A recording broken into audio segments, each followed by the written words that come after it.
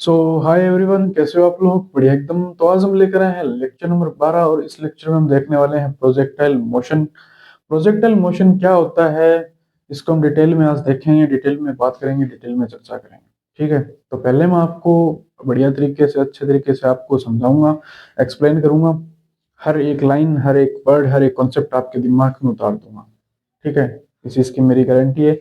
आपको अच्छे तरीके से प्रोजेक्टाइल मोशन, सारे डाउट, सारे कंसेप्ट क्लियर हो जाएंगे। तो पहले मैं आपको समझाऊंगा, उसके बाद अच्छे तरीके से सिस्टमेटिक वे में लिखवा दूंगा, आप अपने नोट्स बना लेना। ठीक है, तो पहले आपको समझना है। देखो, एक तो होता है हॉरिजॉन्टल मोशन, ऐसे। ठीक है, इस प्रकार की हॉरिजॉन्टल मोशन।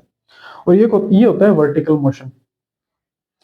हमें जो ऑब्जेक्ट होता है, हम ना तो हॉरिजॉन्टल फेंकते हैं ऐसे, और ना वर्टिकल फेंकते हैं ऐसे। हम फेंकते हैं इस प्रकार ऐसे, बीच का रास्ता। ठीक है, वो फिल्मों में होता है ना, वो हीरो बोलता है ना तुम इंसान हो ना मैं मनुष्य। अच्छा, ये तो दोनों एक ही हो गए। ठीक है, वापस बोलते हैं। तो ना तो मैं इंसान हूं ना मैं पशु, कोई बीच का लगा लो अपना कोई। ठीक है, तो ये भी बीच का ही होता है, ना हॉरिजॉन्टल होता है ना वर्टिकल होता है, ये भी अपना बीच का होता है। बीच का ऐसे, जैसे अपना वो एथलीट है ना, क्या नाम है उसका, नीरज चोपड़ा। नीरज चोपड़ा ऐसे भाला फेंकता है, ऐसे ऐसे भागते फिर ऐसे फेंकता है ऐसे, वो इस प्रकार का मोशन। ये हो गया हॉरिजॉन्टल, ये हो गया वर्टिकल। ये दोनों ही नहीं, इस प्रकार का मोशन ऐसे, मतलब हॉरिजॉन्टल से कुछ एंगल पे, हॉरिजॉन्टल से कुछ एंगल पे होता है। इसको बोलते हैं प्रोजेक्टाइल मोशन, प्रक्षेपीय गति। तो जिस ऑब्जेक्ट को फेंका जाता है, जिस भी ऑब्जेक्ट को फेंका जाता है, उस ऑब्जेक्ट को कहते हैं प्रोजेक्टाइल।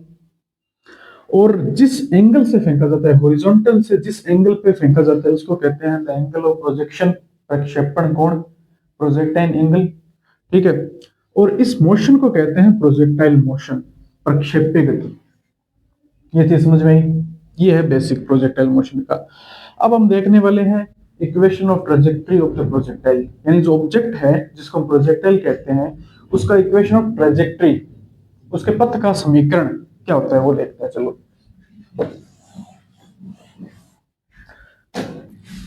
इक्वेशन ऑफ ट्रेजेक्टरी पहले है, equation of trajectory of the projectile, प्रक्षेप्य के पथ का समीकरण, प्रक्षेप्य के पथ का समीकरण। ये है वाई एक्सिस, बड़ी बोल लो थोड़ी, और ये है एक्स एक्सिस। तो कोई पार्टिकल, कोई ऑब्जेक्ट मान लो जिसको मैंने यू वेलोसिटी दी और फेंका, और एंगल कितना मान लूं मैं इसको, थीटा।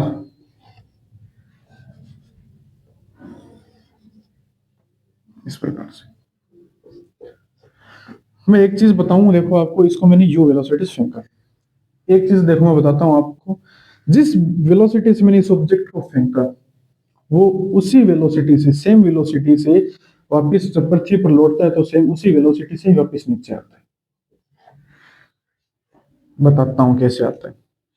अब ये देखो, यू वेलोसिटी इस प्रकार है, तो इसका हॉरिजॉन्टल कंपोनेंट एक्स डायरेक्शन में होगा एक, यू अक्स, और एक वर्टिकल कंपोनेंट होगा यू वाई, ऊर्ध्वाधर घटक। सॉरी, इस वर्टिकल को कहते हैं ऊर्ध्वाधर, उसको हॉरिजॉन्टल को कहते हैं क्षैतिज। ठीक है, हाँ। तो यू एक्स और यू वाई इसके दो कंपोनेंट होंगे। यू एक्स कितना होगा भाई, यू कोस थीटा, और यू वाई कितना होगा, यू साइन थीटा। ये चीजें तो आपने पता होगी, आपको सिंपल सी चीजें हैं, पढ़ते आ रहे हो 11th क्लास से। अब एक बार के लिए इसको मान लो फाइनल वेलोसिटी, यहाँ पे इसको v मान लो, एक बार के लिए इसको v मान लो। ठीक है, और यहाँ पे क्या होगा, मैक्सिमम हाइट होगी इसकी, ये h, h से डिनोट कर दो। यहाँ पे पार्टिकल यहाँ तक गया और यहाँ पे रुक गया, इसकी जो यू वाई है, क्या यानी जो वर्टिकल मोशन है, जो वर्टिकल वेलोसिटी है, वो जीरो हो गई यहाँ पे। ठीक है, तो यहाँ पे ये मैक्सिमम हाइट है, यहाँ पे अधिकतम ऊंचाई तक प्राप्त करेगा। तो एक बार इसको मान लो v है, तो ये v है। हम अभी प्रूफ करेंगे इसको कि u बराबर v, u बराबर v इसको माना है मैंने। अभी एक v यहाँ पे लेंगे, सिर्फ इस मोशन को देखेंगे हम। ठीक है, तो यहाँ पे एक अलग v मानेंगे। अभी फिलहाल उस v की बात नहीं हो रही, अभी फिलहाल इस v की बात हो रही है। अभी इसको फाइनल वेलोसिटी के लिए देख रहे हैं, क्योंकि हम देखना चाहते हैं कि u बराबर v होता है, यानी जो जिस वेलोसिटी से हमने फेंका, वो पार्टिकल उसी वेलोसिटी से नीचे आता है, ये देखते हैं। तो जो u अक्स है, वो वी एक्स होता है। ये पूरे मोशन में ऐसा रहता है, क्यों भाई? यानी जिस वेलोसिटी से मैंने फेंका, किस वेलोसिटी से फेंका मैंने, यू वेलोसिटी से फेंका, इसका हॉरिजॉन्टल कंपोनेंट क्या, यू एक्स। ये पूरे मोशन के दौरान, पूरे मोशन के दौरान चेंज नहीं होता, सेम रहता है। क्यों भाई? क्यों? इसीलिए क्योंकि यू एक्स, देखो एक चीज मैं पहले बता देता हूँ। न्यूटन का पहला नियम याद है, लॉ ऑफ इनर्शिया, जड़त्व का नियम। क्या होता है उसमें कि अगर कोई पार्टिकल, कोई ऑब्जेक्ट जो है वो अगर मोशन में है, यानी गति की अवस्था में है, तो वो गति की अवस्था में रहेगा, मोशन में रहेगा। अगर कोई वो पार्टिकल, कोई ऑब्जेक्ट जो अगर रेस्ट में है, तो वो रेस्ट में रहेगा, विरामावस्था में है तो विरामावस्था में रहेगा। ये आपको पता है। कब तक? जब तक उस पर कोई एक्सटर्नल फोर्स काम ना करे, जब तक उस पर कोई बाह्य बल काम ना करे। तो जो ये यू अक्स है, यू अक्स, इस पे कोई एक्सटर्नल फोर्स नहीं लग रहा, ये मोशन में है, ये मोशन में ही रहेगा, इस पे कोई एक्सटर्नल फोर्स नहीं लग रहा, समझ रहे हो? इस पे कोई बाह्य बल लग ही नहीं रहा, कोई बाह्य बल बल नहीं है तो एक्सेलरेशन भी नहीं होगा, ठीक है? तो यहाँ पे कोई एक्सेलरेशन नहीं है, यहाँ पे कोई फोर्स नहीं है, तो यू एक्स चेंज नहीं होगा, यू एक्स जितना है उतना ही रहेगा। अब ये जो यू वाई है, ये चेंज होता है क्योंकि एक्सेलरेशन इस पे लग रहा है। कहाँ लग रहा है भैया? ये देखो, ये एक्सेलरेशन लग रहा है, स्मॉल जी, है ना? जब इसको देखो, लेक्चर 11 में इसके बारे में अच्छे से डिटेल में बात कर चुके हैं। इसको जब मैं ऐसे फेंकता हूँ तो इस पे ग्रेविटेशनल एक्सेलरेशन लगता है। ये एक्सेलरेशन, इसकी वेलोसिटी जब ये ऊपर जाता है तो इसकी वेलोसिटी को से नीचे की ओर खींचता है, तो इसकी वेलोसिटी को कम करता है, ठीक है? तो इस पे जो वर्टिकल कंपोनेंट है, जो ये वेलोसिटी है, इसकी वर्टिकल कंपोनेंट पे जी एक्सेलरेशन लगता है, तो ये चेंज होता है। बट ये चेंज ये नहीं होता। तो यू एक्स और वी एक्स तो ठीक है, सेम होते हैं, बट अगर हम ये पता कर लें कि यू वाई और वी वाई भी सेम होते हैं, अगर हमने ये प्रूफ कर दिया कि यू वाई और वी वाई भी सेम है, तो फिर हम कह सकते हैं कि यू और वी भी सेम है। तो यू वाई और वी वाई, यानी किसी ऑब्जेक्ट को जब हम ऐसे फेंकते हैं और वो जब नीचे आता है, तो जब मैंने इसको ऐसे फेंका और जब वो नीचे आ रहा है, ये वेलोसिटी क्या सेम होती है? बिल्कुल ये सेम होती है। कैसे पता चला? लेक्चर नंबर 11 को देखो, ये चीज मैंने आपको डिटेल में समझाई है। लेक्चर नंबर 11 में इस पे डिटेल में चर्चा कर चुके हैं। ऐसे इस वाले मोशन को हम देख चुके हैं, वर्टिकल मोशन को हम देख चुके हैं। तो ये दोनों लेक्चर 11 से आप देखो जाके, ये सेम होते हैं। और ये अभी मैंने आपको बता ही दिया, तो ये फिर सेम हो गई। जिस वेलोसिटी से हमने फेंका उसी वेलोसिटी से वापस नीचे आता है, u बराबर v हो गया, सो u बराबर u ही हो गया। ठीक है, ये चीज समझ में आ चुकी है आपको? ओके, आगे चलते हैं। तो यहाँ पे इस एंगल से मैंने फेंका, ये एंगल है थीटा। यहाँ पे मैं देखता हूँ, यहाँ पे इसकी कोई वेलोसिटी होगी v, ऐसे इस तरफ वेलोसिटी है v, ठीक है? ये फाइनल वेलोसिटी मैं अभी इसके लिए मान रहा हूँ, मैं सिर्फ इतना मोशन देख रहा हूँ अभी यहाँ पे, इसलिए मैंने इसको बोला वी फाइनल वेलोसिटी। इस वेलोसिटी से मैंने फेंका और ये वी वेलोसिटी है। अब हम याद करते हैं विस्थापन, displacement. Displacement in horizontal direction of the particle, displacement of the particle in horizontal direction after time T, यानी इन टाइम टी, टी समय में जो पार्टिकल है उसका हॉरिजॉन्टल डायरेक्शन में विस्थापन कितना हो गया, ठीक है? तो विस्थापन की क्या समीकरण होती है? एस बराबर u t plus half a t square होता है। अब हॉरिजॉन्टल डायरेक्शन में कोई एक्सेलरेशन नहीं है, तो ये हाफ ए टी स्क्वायर वाला टर्म जीरो हो जाएगा, क्या बचेगा? U T. अब चूंकि हम हॉरिजॉन्टल डायरेक्शन ले रहे हैं, हॉरिजॉन्टल कंपोनेंट के बारे में बात कर रहे हैं, तो यू एक्स होगा, तो एक्स बराबर यू एक्स, और टाइम तो सेम ही रहेगा, टाइम, ठीक है, सबके लिए सेम रहता है, चाहे वर्टिकल की बात करें चाहे हॉरिजॉन्टल की बात करें, टाइम वही रहेगा। क्यों रहेगा? देखो एक चीज बताता हूं मैं। क्योंकि अगर देखो, मैं कहता हूं कि इस पार्टिकल को यहां तक पहुंचने में कितना टाइम लगा, इस पार्टिकल को यहां तक पहुंचने में, इस यहां से फेंका मैंने, इस पार्टिकल सिर्फ इतना देख रहा हूं, यहां तक पहुंचने में कितना टाइम लगा, उतना ही टाइम लगेगा जितना टाइम ये हवा में रहेगा, ठीक है? यानी ये यहां से चलना स्टार्ट करता है और ये जितना टाइम हवा में रहा, यानी ये जो अर्थ सरफेस मान लो इसको, ये अर्थ सरफेस है, और ये अर्थ सरफेस से जितना ऊपर यानी हवा में रहा, उतना ही तो टाइम इसको यहां से यहां तक पहुंचने में लगा।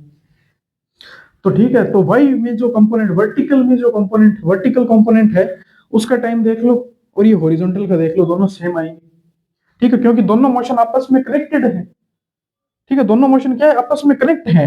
जो अक्स और वाई का मोशन कनेक्ट है आपस में, यहां से यहां तक पहुंचने में जो टाइम लगेगा वो उसी टाइम के बराबर होगा जो ये, इसको बोलते हैं प्रक्षेप्य का उड़ीयन काल। ये पहला पार्ट है इक्वेशन ऑफ ट्रेजेक्टरी, दूसरा पार्ट हमारा यही होने वाला है, time of flight of this object या प्रोजेक्टाइल। ठीक है, तो प्रक्षेप्य का उड़ीयन काल, तो जो उड़ीयन काल मतलब जितनी देर ये हवा में रहा, जितनी देर ये हवा में रहा वो टाइम हम निकालने वाले हैं। और वो टाइम इसके बराबर ही होता है, क्योंकि जितनी देर हवा में रहा है, ठीक है, जितनी देर ये हवा में यहां से यहां तक रहा है, उतने टाइम तो यहां से यहां तक पहुंचने में लगा ये हॉरिजॉन्टल। ठीक है, समझ में आई बात। तो यू एक्स कितना है, you cos theta t, T का मान क्या होगा यहाँ से, x by you cos theta. ये देखा हमने डिस्प्लेसमेंट इन हॉरिजॉन्टल डायरेक्शन। अब हम देखते हैं displacement in vertical direction. T की वैल्यू अभी आपको पुट करनी है, y बराबर u t plus half a t square. U y t तो सेम है, ए वाई टी सेम है, वाई हमने लिख ही दिया। यू साइन थीटा,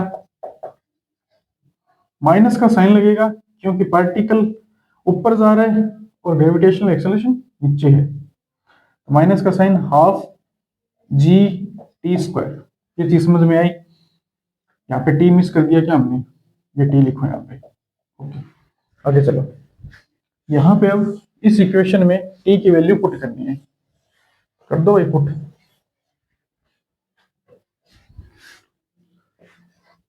y बराबर यू साइन थीटा, टी की क्या value, x by you cos theta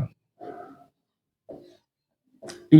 अच्छा, टी की वैल्यू तो पुट ही कर दी, माइनस का हाफ जे T square, x square u square cos square theta. ये आ गया भाई, सोल्व करो इसको आगे। यू एक्स, यू एक्स, अच्छा यू से यू तो कैंसिल हो गया, यहाँ पे यू है और यहाँ पे ये यू, तो टेन थीटा हो गया, साइन बट्टा कोस ten, tan theta x, x tan theta ऐसे लिख लो, माइनस का कैंसिल नहीं हो रहा है कुछ भी, ठीक है। तो ये हो गया जी, g by two u square, two u square, g by two u square cos square theta, cos square theta, ये लिख लो एक्स स्क्वायर। ये इक्वेशन कुछ जानी पहचानी लग रही होगी आपको। आपने पैराबोला की इक्वेशन देखी है क्या, क्या आपने पैराबोला की जनरल इक्वेशन देखी है क्या, the general equation of parabola क्या होती है। लिख लो ये line, the general equation of parabola, sorry लिखना तो नहीं है, मैं लिखवाऊंगा बाद में। The general equation of parabola ये होती है a x square plus b x plus c. समझ में आई बात। ये जो एक्स स्क्वायर है, कोफिशिएंट इनके कंपेयर करो आपस में, ये जनरल इक्वेशन ऑफ पैराबोला है। इस इक्वेशन, इन दोनों इक्वेशंस को आपस में कंपेयर करो। एक्स का कोफिशिएंट टेन थीटा, देखो यहाँ पे ये एक्स है, ये एक्स है, ये बी बराबर टेन थीटा है। हाँ, ए का मान, एक्स स्क्वायर का कोफिशिएंट ए का मान, इसीलिए हमने इसको इस प्रकार से लिखा है। समझ में आई, ठीक है। ए का मान क्या है, ये माइनस में जो लिखा है ये वाला ए का मान है, और सी का मान भाई जीरो है, सी है ही नहीं, सी जीरो है। तो ये इक्वेशन हमें पैराबोलिक जैसी मिली, यानी जो इसका पाथ है, जिसका पाथ है वो परवलयाकार होगा, परवलयाकार पैराबोला। ठीक है, इक्वेशन ऑफ ट्रेजेक्टरी, पथ का समीकरण क्या हुआ, पैराबोला, पैराबोला समीकरण, इसका पथ क्या होगा, परवलयाकार पैराबोला। ठीक है, अपने दूसरे पार्ट पे चलते हैं, the time of flight of projectile. दूसरा टॉपिक है the time of flight of projectile.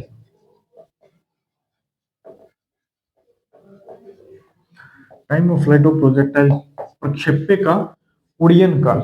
उड़ीयन काल मतलब जिस टाइम पे वो हवा में, जितने टाइम वो हवा में रहेगा, जितने टाइम वो हवा में रहेगा, ये वाला टाइम याद करना है। अगर तुम ये इतना टाइम याद कर लो कि इसको यहां तक पहुंचने में कितना टाइम लगा, इस ऑब्जेक्ट को यहां तक पहुंचने में कितना टाइम लगा, अगर ये तुम फाइंड कर लो तो इसको फिर 2 से मल्टीप्लाई कर देना, पूरा आपको प्रक्षेप्य का पूरा जो ओडियन काल है पूरा मिल जाएगा। ये इतना निकालने के बाद इसको 2 से मल्टीप्लाई करना है, ये पूरा ओडियन काल मिल जाएगा। ठीक है, चलो कैसे निकालेंगे भी, टाइम टाइम निकालना है हमको, इसलिए वो 3 इक्वेशंस है, 3 इक्वेशन ऑफ मोशन हमने बात की थी उन पे लेक्चर नंबर 11 में। तो 3 इक्वेशन ऑफ मोशन में से देखो कि हमको टी निकालना है, तो वी स्क्वायर बराबर यू स्क्वायर प्लस 2as, इस इक्वेशन का कोई काम नहीं है, 3 नंबर जो इक्वेशन है उसका कोई काम नहीं है। दूसरी इक्वेशन की अगर हम बात करें, एस बराबर u t plus half a t square, इसमें टी तो आता है, बिल्कुल आता है, बट हमें एस नहीं पता, डिस्प्लेसमेंट। अब हमें ये नहीं पता है तो हम ये ज्ञात नहीं कर सकते, इसलिए पहली इक्वेशन के बारे में बात करते हैं। पहली इक्वेशन से देखते हैं, v बराबर यू प्लस ए टी। ठीक है, अब एक चीज मैं बता देना चाहता हूं, द टाइम ऑफ फ्लाइट, इसको तो y कंपोनेंट ले लो इसका, जैसे मान लो यहाँ पे y कंपोनेंट ले रहे हैं हम, क्योंकि y कंपोनेंट इसलिए ले रहे हैं क्योंकि टाइम ऑफ फ्लाइट का मतलब जितनी देर ये हवा में रहेगा, इसका मतलब वर्टिकल डायरेक्शन की बात कर रहे हैं, y कंपोनेंट की बात हो रही है, इसलिए हम y डायरेक्शन में देख रहे हैं इसको। समझ में आई बात? टाइम ऑफ फ्लाइट, अब फ्लाइट का मतलब आप कोई फर्श पे थोड़ी उड़ते हो, कोई ऑब्जेक्ट जो है वो हवा में उड़ता है, वर्टिकल कंपोनेंट होगा ना। आप कोई फर्श है उस पर थोड़ी उड़ते हो, हवा में उड़ते हो, हवा की बात हो रही है, ऊपर की और बात हो रही है, वर्टिकल कंपोनेंट की बात हो रही है, तो ये y। अब यहाँ पे हमको ये, चलो ये तो कैंसिल हो गई, ये भी कैंसिल हो गई, वी वाई फाइनल वेलोसिटी यहाँ पे, इस पॉइंट की अगर मैं बात करूं यहाँ पे, ये वी वाई कितनी होगी, 0 होगी। वी वाई मतलब अंतिम वेलोसिटी, फाइनल वेलोसिटी, इस इतने मोशन की अगर हम बात कर रहे हैं उसकी बात कर रहा हूं। यहाँ पे जो पार्टिकल है वो मैक्सिमम हाइट तक पहुंचा, तो यहाँ पे v y velocity 0, v y 0, ये वी एक्स 0 नहीं है, वी एक्स और यू एक्स तो देखो सेम है पूरे मोशन के दौरान, हॉरिजॉन्टल की बात ही नहीं कर रहे, हम बात कर रहे हैं वर्टिकल कंपोनेंट की। अब वर्टिकल कंपोनेंट का मतलब वी ऊपर की ओर है, ऐसे ऊपर की ओर जा रही है, तो अब ये ऊपर जाना बंद कर दिया इसने, ऊपर जानी बंद हो गई, मतलब यहाँ पे रुक गई, यहाँ पे वी वाई 0 हो गया। आगे तो बढ़ रही है, आगे तो बढ़ेगी, ठीक है, ये तो है, आगे तो बढ़ रही है, बट इसने ऊपर जाना बंद कर दिया, मतलब वी वाई 0 हो गई, तो वी वाई 0 है, you y u sine theta है, नहीं ये पता है ना आपको। अब ए वाई, जी नीचे की ओर है, ऑब्जेक्ट ऊपर की ओर जा रहा है, तो माइनस का जी टी, टी बराबर पकड़ के इधर लाया, u sine theta by g, ये आ गया आपका इतना time, u sine theta by g. ठीक है, u sine theta by g 2 से मल्टीप्लाई कर दो, आपको प्रक्षेप्य का पूर्ण उड़ीयन काल, the time of flight of projectile मिल जाएगा 2u sign theta by g. ये आपको प्रक्षेपक का उड़ीयन काल मिला, time of flight of projectile. तीसरे टॉपिक पे बात करते हैं। तीसरा टॉपिक क्या है, मैक्सिमम हाइट निकालना। ये निकल गया क्या, मैक्सिमम हाइट निकालना। तीसरा टॉपिक मैक्सिमम हाइट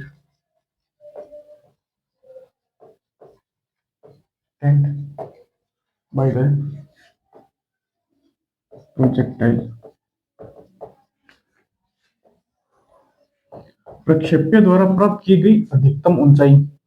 अधिकतम ऊंचाई, ऊंचाई मतलब क्या हो गया, एक प्रकार से डिस्प्लेसमेंट हो गया, डिस्टेंस हो गई। कौन सी इक्वेशन से निकलेगा, v बराबर u प्लस एटी का तो कोई काम है क्या, नहीं है। s बराबर u t plus half eighty square, हाँ इससे देखते हैं भाई। और एक और इक्वेशन कौन सी, v बराबर यू स्क्वायर प्लस 2as। तो हमें कहां पहुंचना है, मैक्सिमम हाइट तक पहुंचना है भाई। ये यहाँ पे ये मैक्सिमम हाइट होगी। यहाँ पे हम ले रहे हैं कौन सा कंपोनेंट लेंगे, वाई कंपोनेंट लेंगे, वर्टिकल कंपोनेंट लेंगे। क्यों, हमें कहाँ जाना है, वर्टिकल डायरेक्शन में जाना है। हाइट तो अधिकतम ऊंचाई कहाँ जाने पे मिल रही है, वर्टिकल डायरेक्शन में, है ना। वर्टिकल डायरेक्शन में अधिकतम ऊंचाई, यहाँ से देखो वर्टिकल डायरेक्शन है ना ये, तो वाई कंपोनेंट लेंगे, वर्टिकल कंपोनेंट लेंगे। वी वाई क्या होगी, 0 0, यू वाई कितनी है, u square sine square theta, minus का साइन लगेगा, ग्रेविटेशनल एक्सेलरेशन नीचे है, तो 2 जी, और एस हमको ज्ञात करना है, एस को मान लो एच मैक्सिमम, एच मैक्सिमम बोलते हैं इसको। इसको इधर लेके आओ, 2 जी H max you square sine square theta. H max है, कितना मिल गया आपको, you square sine square theta, u square sine square theta by 2 जी। अरे भैया 2 जी का जमाना गया, 5 जी आ गया। हाँ भाई यहाँ पे 2 जी है, ठीक है। तो ये 2 जी आ गया, एच मैक्सिमम मिल गया। इस इक्वेशन से ज्ञात करके देखें, क्या इस इक्वेशन से भी मिल जाएगा? बिल्कुल मिल जाएगा, देख लो भाई। S displacement H maximum, marker थोड़ा हल्का चल रहा है ना, शायद डालनी पड़ेगी इसमें। चलो h maximum u, y component लेना है आपको। यू कितना है भाई, u y u sine theta. मैं दोनों से समझा रहा हूँ, दोनों से बता रहा हूँ, आपकी मर्जी है कौन सी इक्वेशन से भी कर ले, ये थोड़ा इजी रहता है, इससे कर लेना। बाकी आपकी जो मर्जी है जिस इक्वेशन से भी कर लेना, दोनों से आंसर सेम आएगा। U sine theta t, t की वैल्यू क्या थी, u sine theta by g, minus का साइन हाफ जी, टी की वैल्यू वापस u square sine square theta by g का स्क्वायर।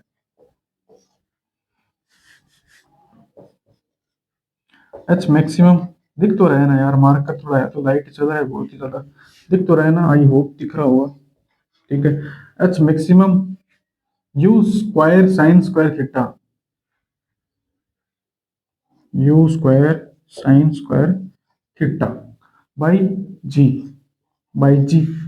राजस्थान में जो बहन होती है हमारी, उनको बोलते हैं ना बाई जी, बड़ी बहन को भी बाई जी बोलते हैं, बाई साहब बाई जी, ओके। तो बाई जी आ गया। अब यहाँ पे 1/2, और ये जी से जी कैंसिल हो गया भाई, एक जी बचा। तो यहाँ पे एक जी बचा, you square sine square theta by g, ये बाई जी वापिस आ गया। अब यहाँ पे क्या करना है आपको भाई, you square sine square theta common ले लिया, ले लो भाई कॉमन ले लो, कॉमन ले लेने क्या जाता है। U square sine square theta by g आ गई वापिस। एक से 1/2 घटा दो, कितना मिलेगा, 1/2 ही मिलेगा, दो को यहाँ पे लिख दिया। क्या आंसर सेम आ रहा है, u square sine square theta बटा 2 जी, ठीक है सेम आया। आपकी जो मर्जी है वो इक्वेशन, वो उस इक्वेशन से सोल्व करके देख लेना। ये इससे कोई हार्ड नहीं, बिल्कुल भी हार्ड है ही नहीं, ठीक है। इसके कंपेयर में थोड़ा सा ऐसे लगता है, हाँ घटाना इससे थोड़ा जल्दी निकलता है, ठीक है। आपकी जो मर्जी हो उससे निकाल लेना। अब चलते हैं अपने चौथे टॉपिक पर। तो हमारा चौथा टॉपिक है horizontal range, horizontal range of projectile, project लिख देते हैं। प्रक्षेपक का क्षैतिज प्रास, क्षैतिज का सॉरी प्रक्षेप्य का क्षैतिज प्रास यानी हॉरिजॉन्टल रेंज ऑफ प्रोजेक्टाइल, यानी वो जो प्रोजेक्टाइल है, जो वस्तु है, वो हॉरिजॉन्टल डायरेक्शन में, क्षैतिज दिशा में कितनी दूरी तय करेगा, कितना विस्थापन तय करेगा। क्योंकि अब स्ट्रेट लाइन है तो displacement is equal to distance, वो तो एक ही बात होगी, ठीक है।